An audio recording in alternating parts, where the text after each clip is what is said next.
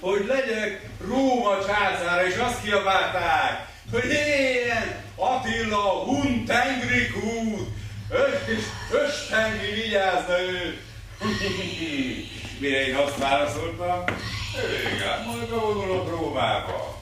Aztán idővel eldöntöm Róma sorsát, találkozom a pápával, és eldöntöm Róma sorsát. Egy pillanat, csak felkészülök, hogy fogadhassam őt. Ugyanis azt hiszem, ez a pápai levél. A pápa Róma püspöke. Róma püspöke meglátogat engem. Leó pápa megelőz. Igen, mert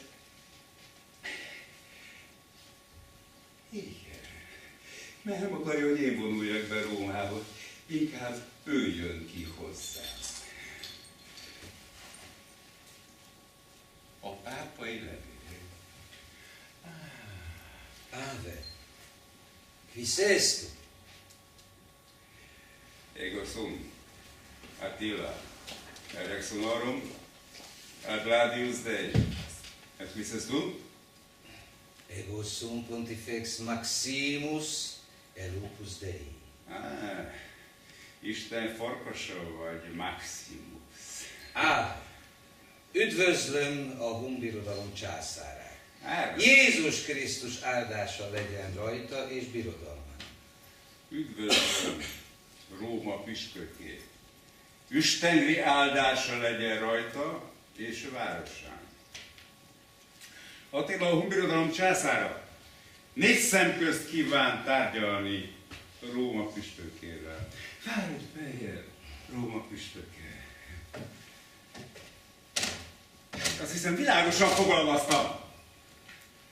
Attila, a Hun Birodalom császára 4 szem közt kíván tárgyalni Róma fenséges püspökével. Róma püspöke,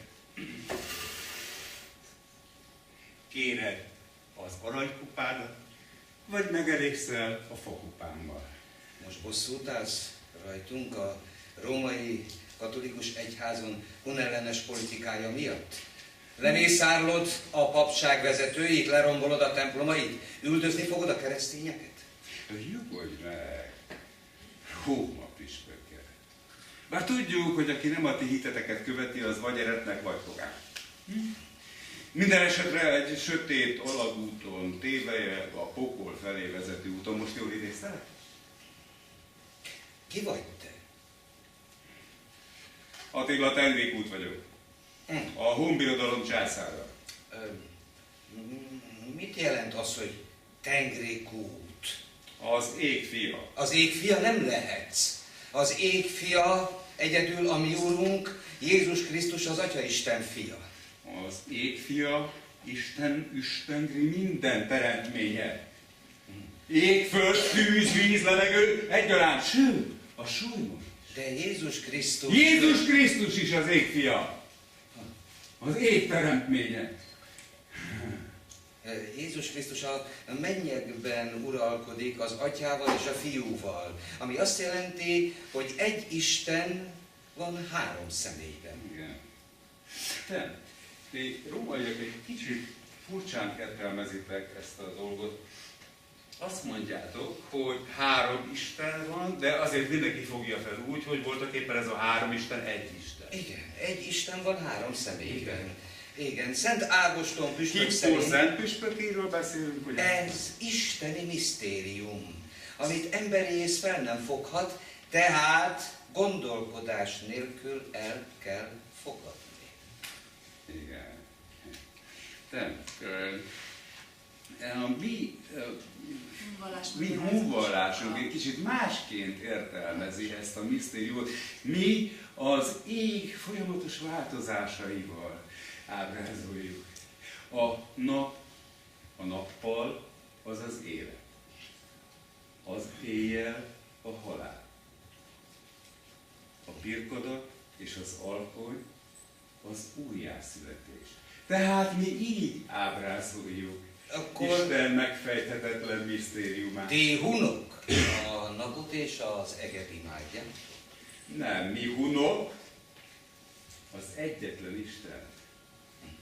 Üstengrit imádják. A ti Üstengrinek nevezett istenetek, az pogány isten és tévútra vezet benneteket. Ha be akartok jutni a mennyeknek országába, át kell térnetek Jézus Krisztus hitére, az egyetlen üdvözítő hitre. De Duma püspöke, neked nincs jogod Üstengrit sértegetni. Ugyanis egy az Isten minden nép számára, csak mindegyik másként nevezi. A kínaiak Tiennek, ti Deusnak, a görögök Teosznak, az egyiptomiak Ozirisnek, és mi hunok történetesen Üstengrinek. De Jézus Krisztus... Jaj, Róma püspöke, ne. Tudod-e, hogy mi a lényege egy vallástanításnak? Hát én ne tudnám, hogy mi a lényege. De Jézus Krisztus által kinyilatkoztatott hit. Ez az egyetlen Istenhez... Jaj, ne. A végén még azt hiszem, hogy nem tudod, hogy mi az Isten hit lényege. Én ne tudnám, hogy mi az Isten hit lényege? Miért? Mi az Isten hit lényege? Elmondod. A jó tettek útjának követése. Az élet tisztelete, a szeretet, az emberi, állati, növényi élet tisztelete, a solymó tisztelete és az összhang tisztelete, ennek megteremtése, az ember, állati, növényi élet tisztelete és ennek összhangjának megteremtése. Igen, de a római egyház szerint a szeretet és az emberi tisztelet az Jézus Krisztus alapvető tanítása. Igen? És ennek jegyében a szeretet és az emberi élet tisztelete jegyében mészároltatok le 10 000-eket? Hol mészároltak le 10 000-eket? Nem értem. Jaj, édeság Isten, te ne ismernéd nagy Theodosius császár, Galla Placidia és Honorius császár édesapját? Nagy Theodosius császár nagyon sokat tett a kereszténység terjesztéséért. Sokat adományozott az egyháznak, sok templomot építetett. Igen, ugyanakkor bizonyosan hallottál arról, hogy a nem keresztény templomokat leromboltatta, kifosztotta és kincseit mind az egyházadnak adományozta. De, ne. Ti neveztek minket gyilkos, öldöklő, pogány, barbár hunoknak. Róma püspöke, milyen alapon neveztek ti minket annak? Mindent a szeretet nevében tette. Ezt a szeretet nevében tettétek, és az emberiség tisztelete nevében tettétek. Hol mészároltak le ezreket? Ez a kereszténység ellen való pogány vádaskodás. Egyetlen egy püspök sem adott utasítást a nem keresztények lemészárlására. Ja. Akkor bizonyára hallottál Cirillos alexandriai püspökről. Ő mészároltatta le, ő végeztette ki Hipátiát, Alexandria leghíresebb csillagász filozófusát. Ezt egyébként erről egészen konkrét értesüléseim vannak. Honnan tudod ezt ilyen bizonyosan? Ez minden alapot nélkülöző keresztény ellenes vádaskodás. Mondom, hogy egészen bizonyos, olyan bizonyosságai vannak róla, ugyanis Hipátia szörnyűséges kínhalála után százakat mészároltak le Alexandriában és Heliopolisban. És ezek után Hipátia öccse Ungóriába szökött. Nagyon jól ismerem, ugyanis a kancelláriám írnoka. Nos, ti milyen alapon neveztek minket barbár, keresztény, öldöklő pogánynak? De így nem lesz, vigyázz, mert így nem lesz rajtatok Isten áldása.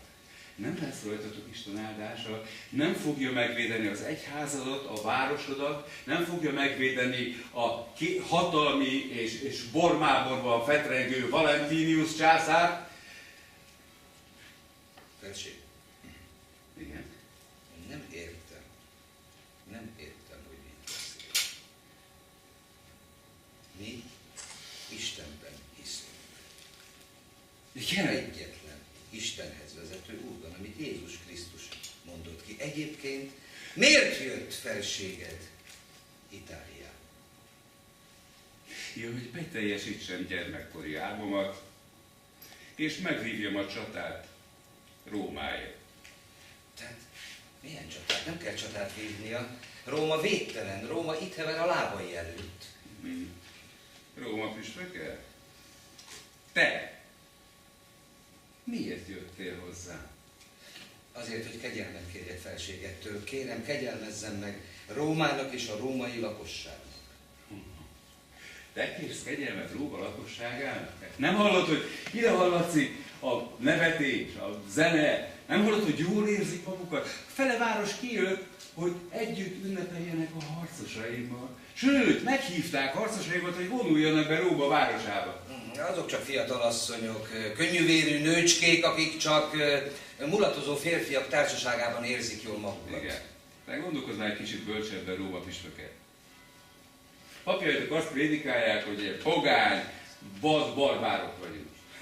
És most legutolsó értesüléseim szerint nem csak könnyűvérű nőcskék, hanem gazdag római polgárok is kijöttek, és meghívták házaikba vendégségbe a harcosaimat. Nyugodj meg, ez nem fordulhat elő, ugyanis szigorúan megtiltottam.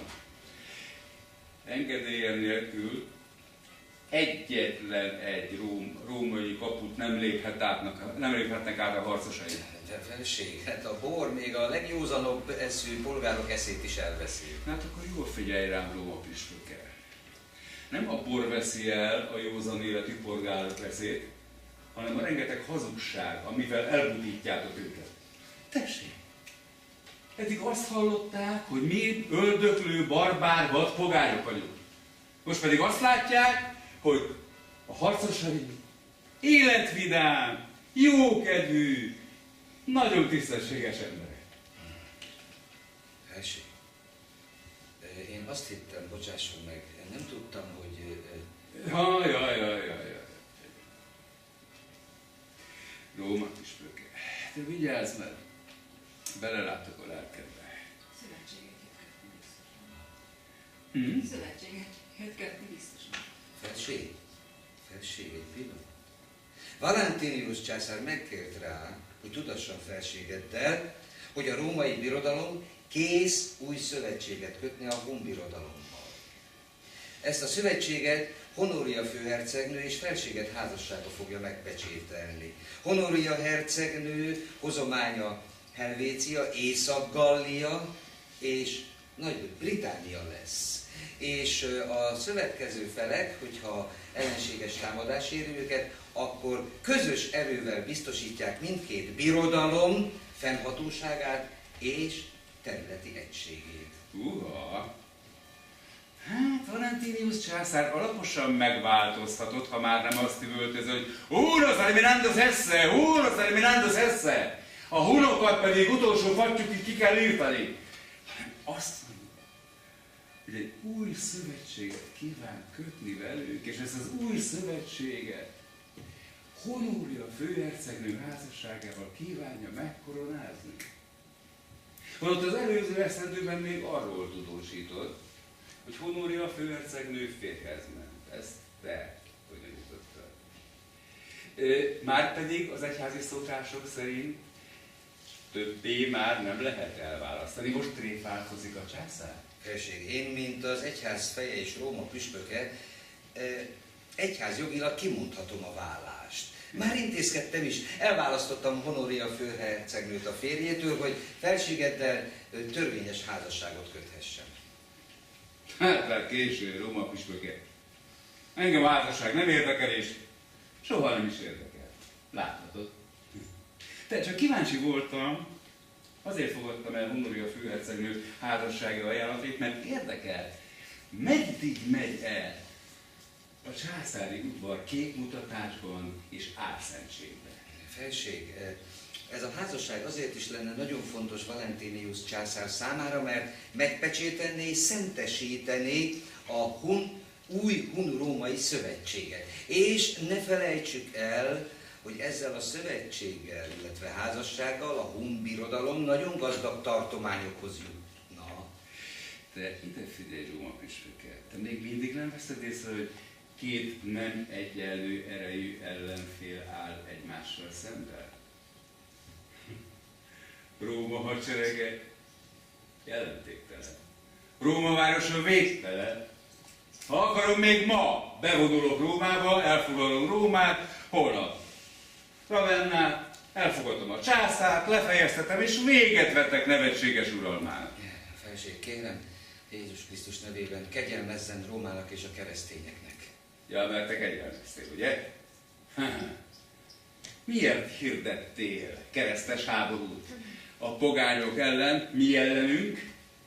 Miért hirdettél egyetértésben Valentinius császár rendeletével, hogy a pogány hunokat az utolsó fattyúkig ki kell írtani, és az esküszegő vizigótokkal? Felség, bocsásson meg, tévedtem, akkor még nem ismerhettem a hunok nemesi, nagylelkű türelmét a kereszténységgel szemben. Értem, igen. Tehát akkor már nem félted a hunoktól, a kereszténységet? Felséged az Isten felé vezető úton jár. Értem. Tehát már nem félted a pogányoktól Rómát. Felséged Isten hívő. Igen, értem, tehát azt mondod, hogy már nem értesz egyet Valentinius császár rendeletével, miszerint az utolsó fattyúkig ki kell írtani. Felség, nagyon kérem, bocsásson meg nekem és a császárnak, hogy tudatlanságból kiadta a rendeletet. Igen. De most mit csináljak vele? Lefejeztessen? Felség, kérem, bocsásson meg a császárnak, vagy inkább küldje számüzetésbe Konstantinápolyba! Egy oda. Igen. Nyugodj meg, nem fejeztetem le. Te, ha már nem tartasz minket pogánynak, akkor mégis mondd, minek tartasz minket? Ó, felséged is az Atya Úristen gyermeke. De hát még ugye nem ismerheti Jézus Krisztus tanítását, és hát még nem keresztelkedett meg. Ide figyelj, Róma püspöke. Te egy kétszínű, kicsit hazudós ember vagy, te mondd. Te nem ismered a 10 parancsolatot, amely kimondja, hogy ne hazudj? Felség, bocsásson meg, én azt hittem, hogy... Ja, ne, hagyjuk ezt, Róma püspöke, hagyjuk. Vigyázz, mert a lelkedbe látok. De azt hitted rólunk, hogy az ördöggel cimboráló barbár pogányok vagyunk. Felség, mint a római katolikus egyház feje, pogánynak vagyok kénytelen tartani mindenkit, aki nem keresztény. Akkor még egyszer kérdezem. A lelkedbe látok. Figyelmeztetek. Továbbra is az ördöggel cimboráló barbár pogánynak tartasz bennünket. Felség, az egyház tanítása szerint ilyen képességekkel csak az Isten által kiválasztott szentek bírnak.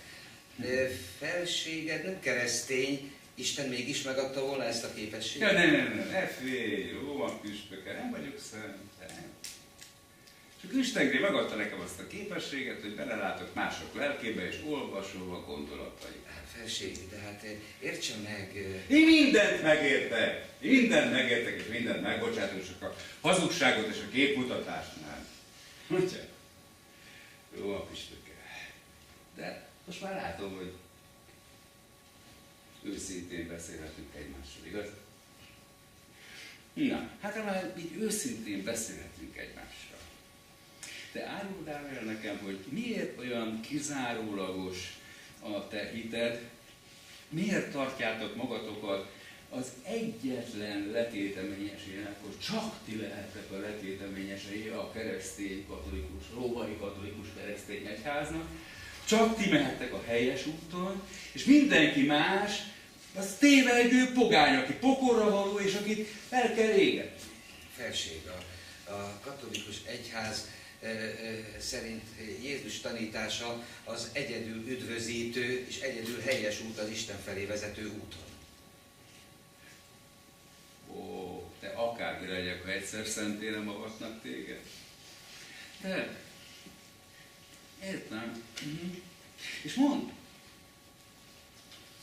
agnosztikusok, ariánusok, pelagiánusok, akik szintén Jézus Krisztus útján járnak, te őket is üldözik, velük mi bajod?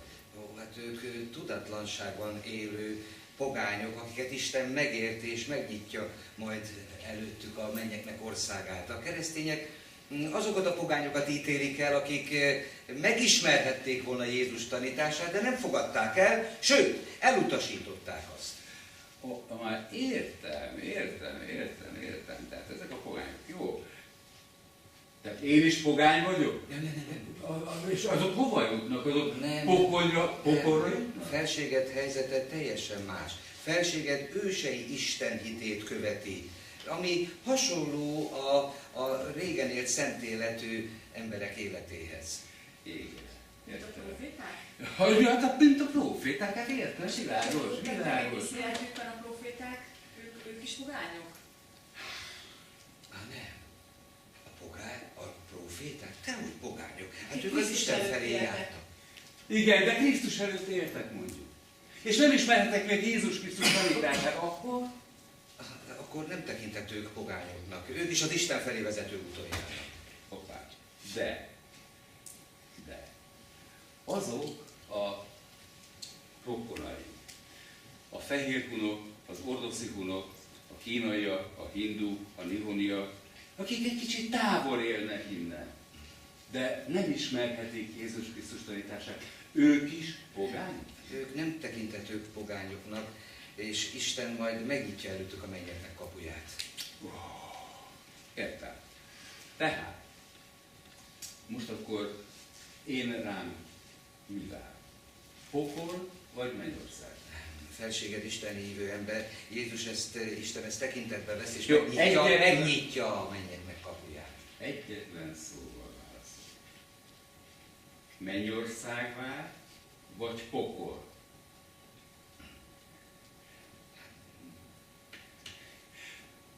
Mennyország. Jó, értem. Jó. És mondd, de én nem akarok egyedül a mennyországba menni.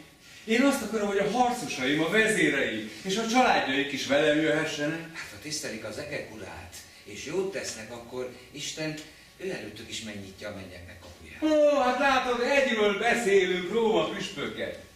Ahogy Écius mondta a mennyek országáról, én pedig az ősök birodalmáról, de ugyanarról beszélünk. Écius is a mennyek országát emlegette mindig, én meg az ősök birodalmát. Hát most már értem.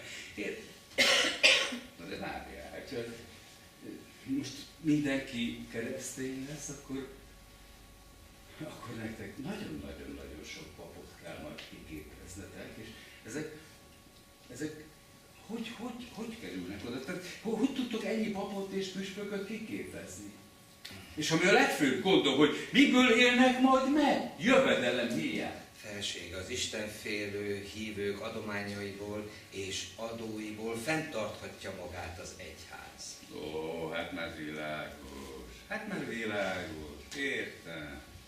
Tehát minél több hívetek van, annál több bevétele van az egyháznak. Így igaz, Felség. Az egyháznak szüksége van jelentős bevételekre, hogy segítse az elesetteket, az árvákat, a rászorulókat, az öregeket. Igen. De mi azért továbbra is őszintén beszélünk egymásról, ugye, Róma püspökek? Igen, Felség. Így. És akkor nézd már magadba, és vedd észre, hogy a szegényeknek, az elesetteknek, az árváknak, az özvegyeknek szinte alig jut ezekből az adományokból. Ezek a bevételek, ezek mind a püspökök és a főpapok jólétére kerülnek. Tehát hogy minél fényűzőbb életet élhessenek. Egyetértünk, Róma püspökje? Igen, igen, felség. De mondd, és a püspökei a te megtévedt bárányai miért nem sietnek segítségére ezeknek a megtévedt pogányoknak? És miért nem sietnek segítségére az elesetteknek, árváknak, szegényeknek, özvegyeknek? Felség, az ember esendő, a püspök is csak ember, nem tud ellenállni a kísértésnek. Akkor ne legyen püspök! És nem mondogassa, hogy boldogok a szegények, mert övék a mennyek országa. Mert ez egyszerűen álszentség és képmutatás. Tudod mi? Én mindent megértek, és minden rendben van. Minden rendben van. Te engem nem az zavar, hogy te gazdagabban élsz, mint a császár, hogy nagyobb a befolyásod a szenátusra, mint a császárnak. De egyáltalán, hogy él régen egy püspök? Ennyi. Mondjuk, és hogy éltek előtte? Hogy éltek előtte a konzulok? Milyen volt régen a római birodalom? Ők az életüket vitték kockára. És kinevezésük legfeljebb 4 évre szólt, de hogy él ma egy püspök? A gazdag rómaiaktól elrablott márványpalotákban, ágyasokkal és szolgálókkal, magán hadseregekkel, Jézus Krisztus magán hadseregekkel él? Szolgálókkal?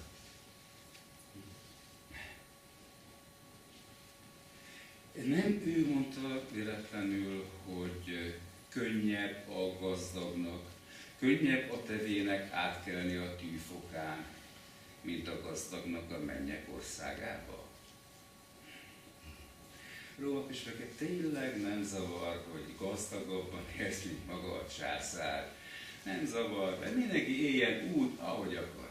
Csak legalább ne hangoztassa, hogy boldogok a szegények, mert övék a mennyek országa, hanem mondja ki nyíltan, egyenesen, őszintén, hogy boldogok a gazdagok, mert övék a fényűző gazdag földi lé. Felség.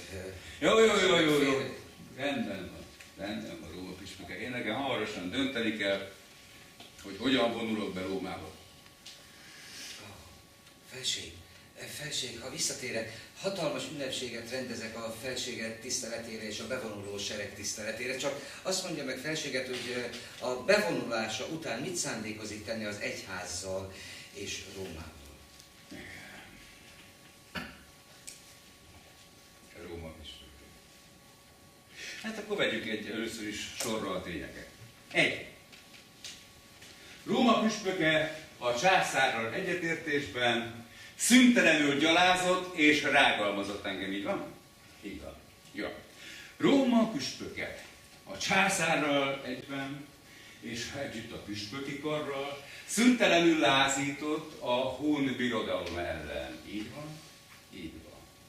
Róma püspöke a császárral együtt és valamint a hun birodalom ellen felléptek és alkottak egy széles katonai szövetséget a galliai frankokkal, a bizánciakkal.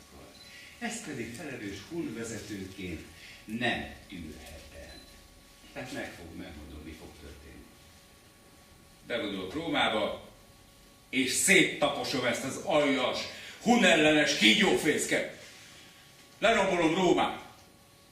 Polgárait, püspökeit, papjait pedig eladatom rabszolgának. Ha már lelki háború, legyen iszonyú lelki háború. Felség, könyörgök. Kegyelmezzen meg a római egyháznak, a Rómának és a városnak. Mi mindenre hajlandók vagyunk, hogy elnyerjük felséged kegyelmét. Igen. Te, és mit kapok, ha megkegyelmezek Rómának? Kártérítést fizetünk felségednek, jelentős hadisarcot aranyban. Te, a vizigótoknak lehet, hogy elég volt, csak még hunok vagyunk. Mit akar ez? A császári trónt, a hatalma megvan hozzá. Elfoglalja Ravennát, felségedet a római birodalom császári trónja kielégíteni? Elég hatalmam van hozzá, hogy megszerezzem magamnak. Felség, nagyon nagy megtiszteltetés lenne számomra, hogyha én koronázhatnám felségedet a római birodalom császárává. Már megnyerem a támogatását a szenátusnak, és minden törvényes lenne, csak mondja, hogy igen, és már is rohanok vissza, és elkezdem szervezni a koronázási szertartást. Egyetlen szó, és enyém a római császári trón. Gyermeki álmaim válnának valóra. Csak hogy itt most nem a gyermeki álmaimról van szó, hanem a Hun-birodalom érdekeiről. A Hun-birodalom érdeke pedig azt kívánja, hogy megállítsam ezt a Hun ellenes kígyófészket. Továbbá azt kívánja, hogy elfoglaljam a trón, utána a Bizánc következik, azután pedig egyetlen birodalomban, a Hun birodalomban egyesítsem Európa népeit.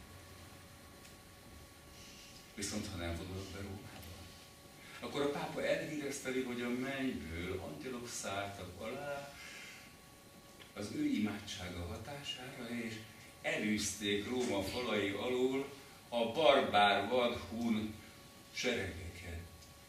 Üstengri! Segíts! Hajnál, amikor nem foglaltad el a várost, és visszautasítottad a császári trónt. Győztél a sólyomdombi ütközetben, amikor a csata másnapján visszafogadtad magad, és nem semmisítetted meg a magukra hagyott, megtépázott római légiókat. Miért éppen Rómánál szenvednél vereséget? Nyerd meg életed legnagyobb csatáját, és győzd le önmagad.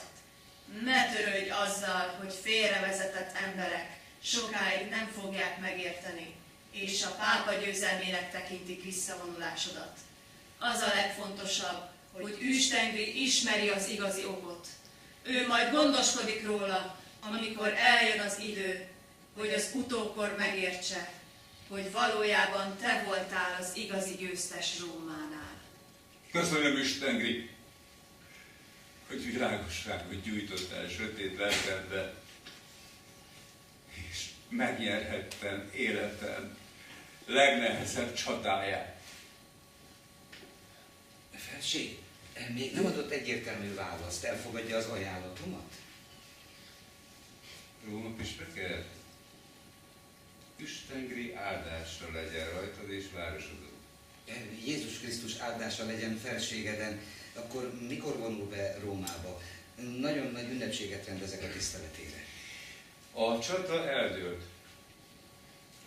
Legyőztem legnagyobb ellenségemet, a bennem gyűlő haragot és indulatot, az iszonyatos életű Valentinius császár és két fővárosa, Ravenna és Róma ellen, hogy megbüntessem őket. Felség, nem értem, milyen csata dőlt el, és mikor vonul be Rómába? Hallottad? A csata eldőlt, és már nincs semmi okom, hogy bevonuljak Rómába, mert a célomat elértem. Róma püspöke, Üstengri áldással legyen rajtad és városodon. Felség, Jézus Krisztus áldása legyen felségeden. Tehát akkor mit kívánkozik tenni, ha nem vonul be Rómába? Hazatérek Ujgúriába. Felsége, nem vonul be Rómába és visszatér Hungóriába? Jól hallok. Jézus Krisztus áldása legyen felségeden és a római birodalmon.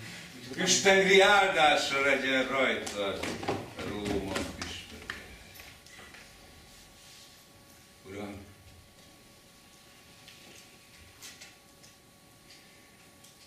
én jól tudom, hogy még néhány hónap, és Valentinius császár ellenem indítja Éciuszt a seregeivel. Azt is tudom, hogy megütközünk Katalánumnál. Azt is tudom, hogy seregei nagy részét megsemmisítem. Azt is tudom, hogy a római történelemírás gondoskodik róla, hogy Éciuszt hozza ki győztesnek. Azt is tudom, hogy rá 4 évre széthullik a birodalom.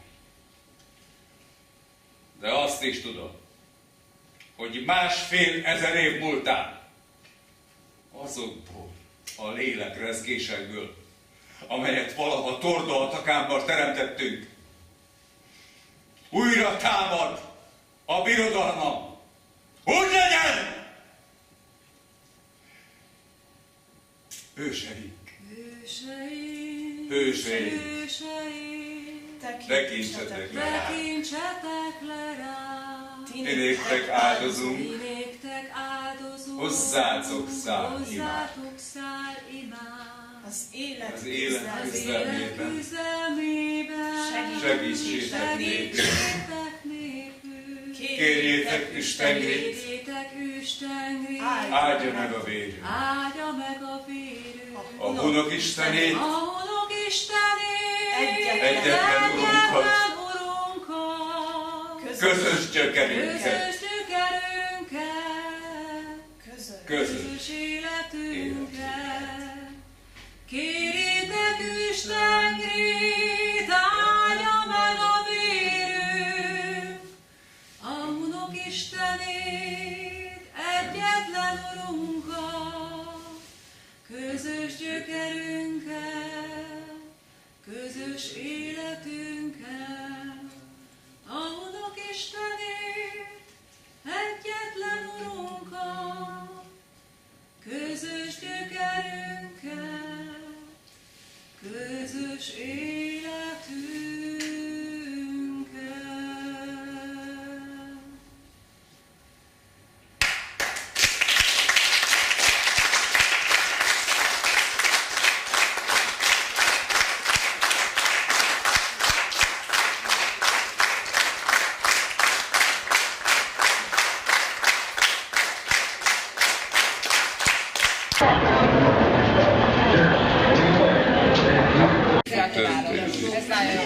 Hát ennyi volt a szándék, és hát ez, és meg azt, hogy bebizonyítsuk, hogy ez nem egy bunkó volt, hanem ez legalább 5 nyelven beszélő poli, aki, hát erről tudni kell, hogy ez édes lelkeim. András, igen, így? amikor az ember, Turné kell, hogy legyen. Igen, azt szeretnénk. amikor és néző vagy, Igen? és ráz a hideg, Tényleg? mert úgy érzed, hogy bemennek azok az információk. Igen, nagyon látható. És ez fantasztikusan jó volt, tehát ez a csodálatos, ez köszönhető Robi. Hát legelsősorban neki, én csak belekontákoltam. Tehát gyakorlatilag tényleg nagyon jó. hidd el, hogyha mi azt akarjuk bebizonyítani, már pedig azt akarjuk, hogy a Hunok nem ment csőcselék Meg azért ezek a lányok, ezek dobnak az előadásra. Hogy nem fontos. Tehát szerintem ez nagyon fontos. Nagyon jók voltak. Nagyon. Igen, volt, amit hagytam én a magam, hagyták az én dallamaimat, és volt egy olyan, amiket ők írtak meg direkt, és direkt ugye a sólyom az egy gyerek. A tisztaság miatt is, hogy egy gyerek, ja, igen, ő az Ince Józsi barátom, ő ne szöké, ő megy, vagy is interjút ad. Na most a következő tőled azt szeretném kérdezni, hogy milyen érzés, amikor a könyved egy része megmozdul a színpadon, és csodálatosan hallod azokat a mondatokat, ami tulajdonképpen azért született, hogy felébredjünk itt valamilyen. Hát egy megrázó, csodálatos érzés az, hogy András barátom Sinkovics, Vitai András megértette a lényeget, amit belepróbáltam tenni Attila könyvembe. Ez kiderül nagyon szépen ebből az előadásból, és megfogja az embert. Én pedig ismerem ezt a könyvet, engem is megfogott, mert nagyon sok ilyen lelki hatást vált ki az emberből, szinte megráz az embert, remeg. Átjön a remegés, az ősi remegés, és ez annyira fontos. És A lélekrezgése. a lélekrezgése, igen, ezt így fogalmaztam És meg. nagyon jó volt, a súlymod is nagyon jó. Ugye milyen egy tünemény? 16. életévében. 16. évében van a súlyban, igen. Nagyon jó. Igen, egy tünemény. Azt hiszem, hogy ez nagyon jó. Hát csak egy gyömrük rólunk, hogy biz, ugye, és 33 fokon odakint is. Ez egy kis mozi, itt szellőztet jobbulást kívánok. Nem. És hát igen, még ez alakul. És a következő lépés? Hát a következő lépés az, hogy hát tovább mennek a pályázatok, hogy hol lehet ezeket előadás, vagy befogadó kőszínház, vagy tehát még sok minden kérdése ez, de hát, hogy ezzel nem állunk le, az biztos, meg hát most már a Józsiból aztán most már tudjuk, hogy tökéletesítjük az előadást magát. Mert eredetileg ez lett volna gépi hang, és aztán rájöttünk arra, hogy nem gépi hang kell ez alá, hanem ez alá bizony a lányok kellenek. Mindegyiken, az asat is, meg persze, igen.